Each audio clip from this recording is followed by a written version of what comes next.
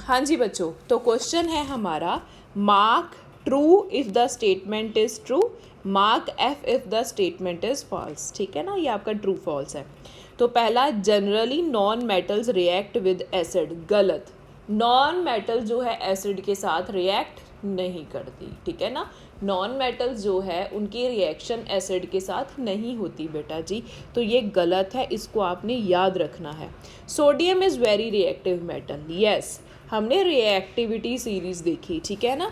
Reactivity series में हमारे पास ऊपर वाली जो 4 मेटल्स हैं जिसको मैं हाईलाइट करने जा रही हूँ, पोटाशियम, सोडियम, कैल्शियम, मैग्नीशियम, ये रिएक्टिव मेटल्स हैं। तो ये इनमें से ये सारी कैटेगरी मैंने यहाँ पे लिखी हुई है।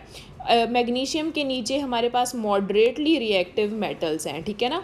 कॉपर और मरकरी लेस रिएक्टिव मेटल्स हैं, और सिल्वर, गोल्ड एंड प्लेटिनम के तो नंबर ऑफ कंपाउंड्स बहुत ही कम है, तो इनको क्या बोला जाता है, नोबल मेटल्स, जो कि रिएक्ट करती ही नहीं है। ठीक है, तो सोडियम कौन सी कैटेगरी में आ रहा है, वेरी रिएक्टिव कैटेगरी में आ रहा है, तो ये क्या होगा, ट्रू। ठीक है, copper displaces zinc from zinc sulphate solution, तो कॉपर जिंक को रिप्लेस कर सकता है। बेटा मैंने तुम लोगों को बताया था कौन सी मेटल डिस्प्लेस कर सकती है, कौन सी मेटल धक्का मारेगी दूसरी मेटल को, जो ज़्यादा रिएक्टिव मेटल होगी। जो मेटल ऊपर होगी वो दूसरी मेटल को धक्का मार के उसके सॉल्यूशंस में से बाहर कर देगी। तो देखो क्या लिखा है, copper displaces the zinc from zinc sulphate. देखो ये कॉपर और ये है जिंक सल्फेट का फार्मूला होता है ZnSO4। ठीक है ना।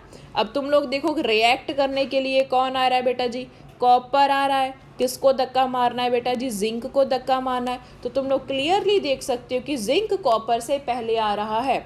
जिंक ज़्यादा रिएक्टिव है, कॉपर जो है लेस रिएक्टिव है। ये है लेस रिएक्टिव, ये है मोर रिएक्टिव। तो जब हमारे पास लेस रिएक्टिव मेटल के साथ रिएक्ट करने आती है तो कोई भी रिएक्शन नहीं होती, नो रिएक्शन। तो ये गलत हो गया, फॉल्स स्टेटमेंट होगी। Coal can be drawn into wires, definitely no, क्योंकि कोल हमारे पास क्या है बेटा जी, कार्बन। कार्बन हमारे पास क्या होती है, नॉन मेटल। तो नॉन मेटल्स को हम वायर्स में ड्रॉन नहीं कर सकते। ठीक है जी, ओके, थैंक यू।